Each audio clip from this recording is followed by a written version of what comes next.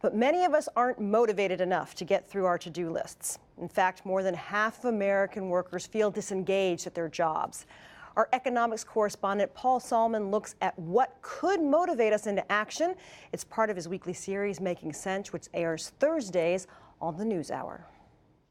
I think we could get people to both be more productive and happier. Behavioral economist Dan Ariely, who's joined a chorus of economists bemoaning America's productivity slowdown. We're less productive as individuals, we're less productive as companies, and we're more miserable.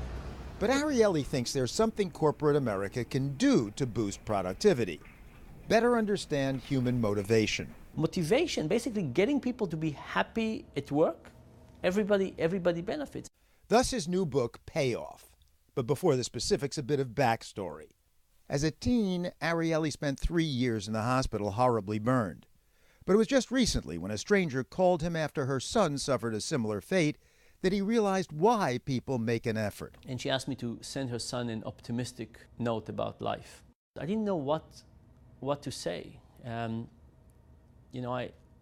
He was so badly burned, and As badly burned as you had been? worse.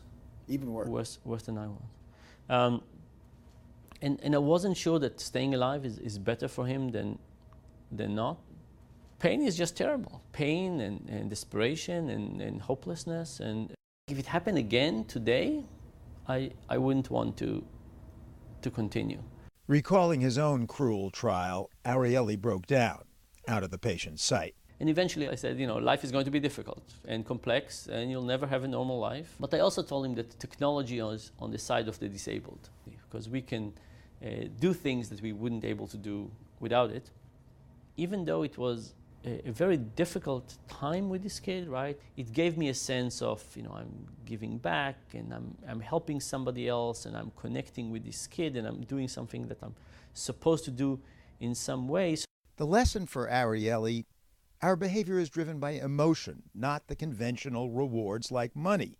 Have I got your attention now? And he thinks corporate America would do well to take note. We're adding a little something to this month's sales contest. As you all know, first prize is a Cadillac Eldorado. Anybody want to see second prize?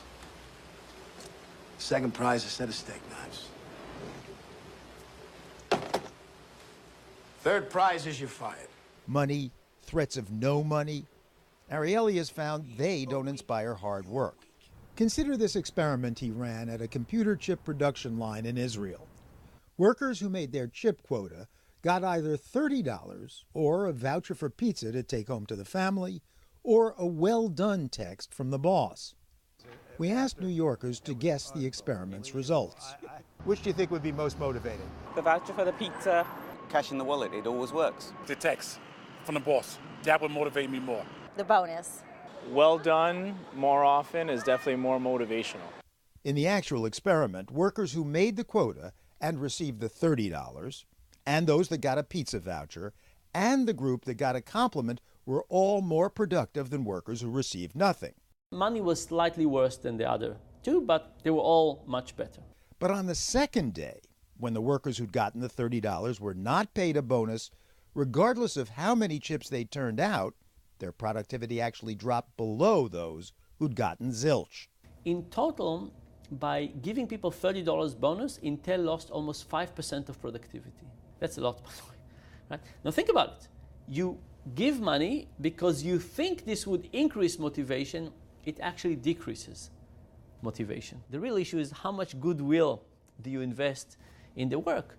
And goodwill is not something that we can buy with money. It's very hard to buy goodwill with money. Ariely has highlighted another payoff, using, of all things, origami. It's already a little sloppy. Indeed. Yeah, but you've got time constraints, so... I see, you're doing it for me. You're being sloppy for me. That's so kind of you. There's pride in your own hard work, regardless of outcome. Anyway, that's good enough. You have put some effort into it. It doesn't look like the one in the book. No. But it's uniquely yours. And the effort that's gone into folding it and crumbling is uniquely a combination of this magical moment between you and this piece of paper. Right. Now, in the experiment, we came to people, we said, look, so this origami actually belongs to us, but if you're interested, we'll sell it to you. So for example, if it was 10 cents, would you buy it or not? Yeah. 90 cents. $1. It's got character. It's got a little runny nose. It's definitely unique, I'd say. Unique. There you go. And then if I came from the outside and I look at it, I would look at the same unique features in a different way. And I would basically say I'm willing to pay maybe 10 cents. What we found is that people who build it were willing to pay more than 5 times more than the people who didn't. Ariely has dubbed this attachment to things we've made ourselves the IKEA effect. And he says it can be harnessed by employers. If you get people to feel that they are putting something, that they are creating it and so on, their love for the project would increase. The more something is yours, the more you're willing to invest in it. So these are Bionicles, little Lego robots. But it's then more demotivating when others devalue that hard work. As in this experiment in which Ariely paid participants to build these characters. And one of these is like a wraparound thing here. Hold on. Where do these go? Oh, these guys will go at the end of this. What ages is this for, by the way? 7 to 14. 7 to 14, so I'm out of the age range. So Yeah, after 14 it becomes increasingly harder.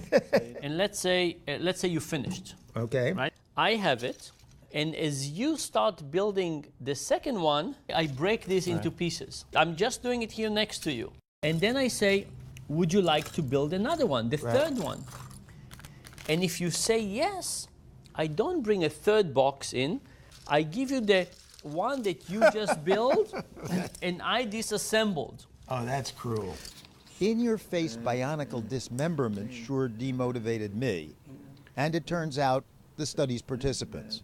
Very quickly they said, no more. This is not worth my time.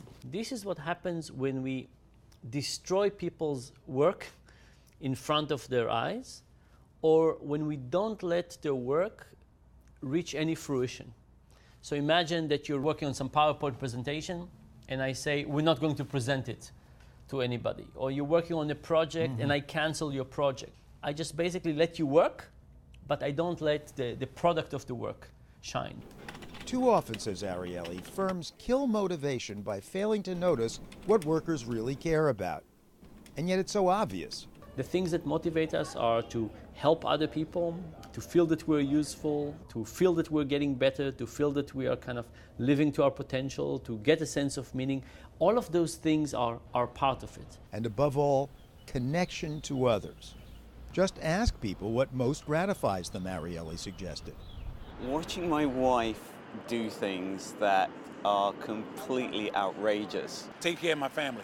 My children. Watching my son dance. By the way, And in my own not case, kidding now, what and I keeps don't me think I'm doing this job, actor for the camera, I connecting think. with But folks as like you're Dan talking, I'm looking, I Ariely. say, that's cute, you know. It's, How come the Japanese did not think about this, right? This is economics correspondent Paul Salman trying to connect with you from New York. It's a swan displaying. I've got a whole story in my mind. Online, we have more from Dan Ariely. Read an excerpt from his book where he recalls helping a burn